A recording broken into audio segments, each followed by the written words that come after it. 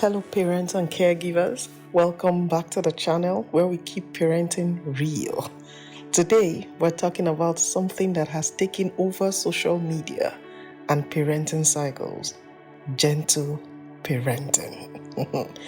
Some say it's the best approach, while others argue it's unrealistic. So, let's break it down together and find out if it's truly effective or just another trendy buzzword. Let's dive in. First, let's clear the air. Gentle parenting is not about being a pushover or letting our children run wild. It is an approach that emphasizes respect, connection, and guidance rather than punishment and fear. So it is based on 4 key principles. 1. Respect. Treating children as individuals with thoughts and emotions that matter. 2. Empathy. Understanding their feelings instead of dismissing them. 3. Boundaries. Setting limits with kindness and consistency. 4. Discipline through teaching. Guiding rather than punishing.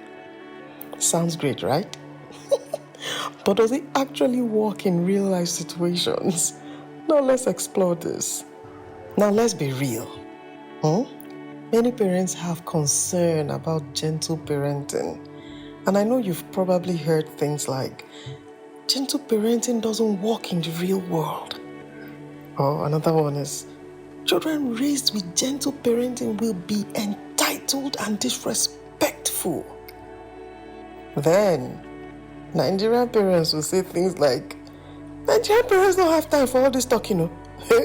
We are raised with strictness and we turned out fine. And most times, after the "we turned out fine" statement, I look at them zooming and zoning into their eyes and I say, did you really turn out well? Did you? But I hear you. Now let's break this down. For the question of does it work in the real world? Gentle parenting doesn't mean children do whatever they want. I think that's the big misconception. Instead, it means they are taught boundaries in a way that respects their development. So think about it. Would you rather your child obey you out of fear, or because they genuinely understand the importance of discipline? Do you want a disciplined child that knows what to do and when, rather than, let me do it out of fear of when the rod will drop? Second question, does it create entitled children? My response to this is no. Teaching children to express themselves does not necessarily mean they won't learn discipline. Answering the first question actually shows us that they learn to be disciplined. But now it means they will learn to self-regulate and make better choices rather than blindly following rules like we had with our own parents, where you're not allowed to question why.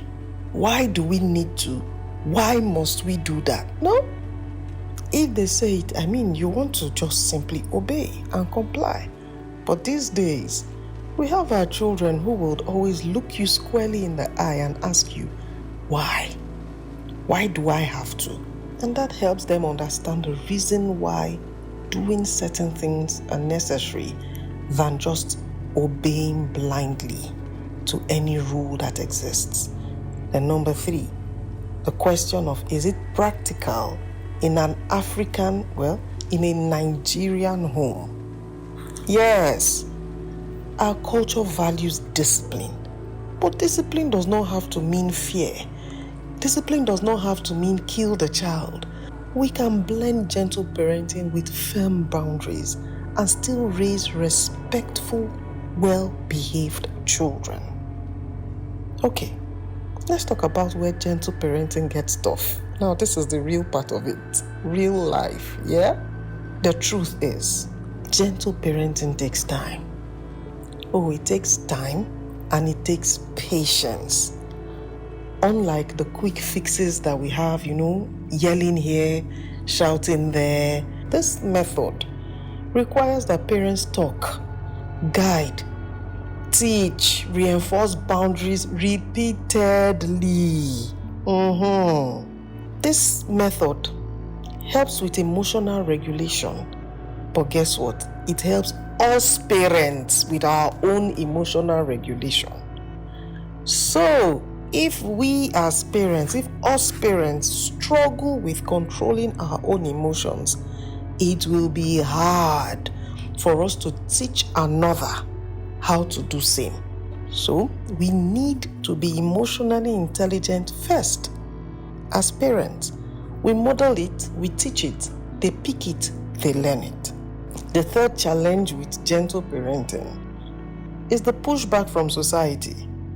Can you imagine that you're at a function, at an event, family, friends, even strangers, all present, and you are busy saying to your child, don't you think you should take turns with the toy instead of fighting over it? They will be like, what manner of parenting is that? You are too soft with that child. Why are you too soft? Come on, firm up, be hard. So yeah, we get that pushback from society. So is it easy to practice gentle parenting? No.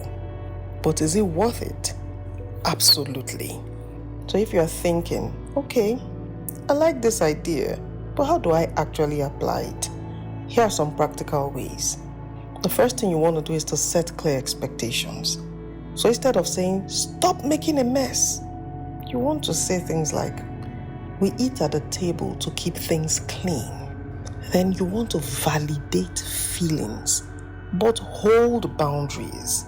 If your child is upset about bedtime, acknowledge their feelings, but stick to the rule. We don't give in at any wimp, cry, tantrum, yelling of the child. No, but you validate their feeling. Oh, I know you want to play more, but your body needs rest. The child keeps crying, then it looks as if, let's just give in, okay, play some more. No, gentle parenting will simply validate the feeling, but yet we stay firm to the set boundary. So don't dismiss the feeling by saying, come on, will you go to bed? What are you crying for? Go to bed already. No. Gentle parenting will recognize and identify that feeling the child has, validate it, but yet stick to the boundaries. Then number 3, you want to teach, don't just punish.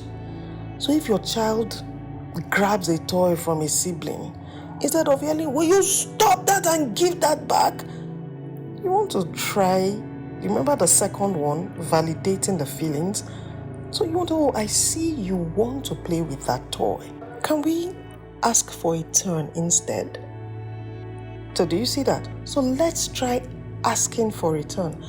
Always validate that emotion. Recognize the intention behind the behavior that the child has displayed. There's a positive intention behind it. Is it bad for a child to want to play with a toy? It's not. The intention is right there. It is positive. But it is the way the child went about it that we are not okay with. So we will teach and not just go ahead and punish. Then lastly, we want to stay consistent. Gentle parenting only works if it is consistent. If you allow one thing today, then you change the rule tomorrow, our children will get confused. So we want to ensure that we stay consistent. Remember, it's about guidance and not control. So, gentle parenting is not a trend. It's a shift in how we raise emotionally intelligent, responsible children. It's not about letting children do whatever they want. It's about teaching them why rules matter while respecting their emotions. So tell me, Have you tried gentle parenting? What has your experience been like? Drop a comment below. Like this video and don't forget to subscribe for more parenting insights. I'm going to be seeing you all in the next one. Bye-bye.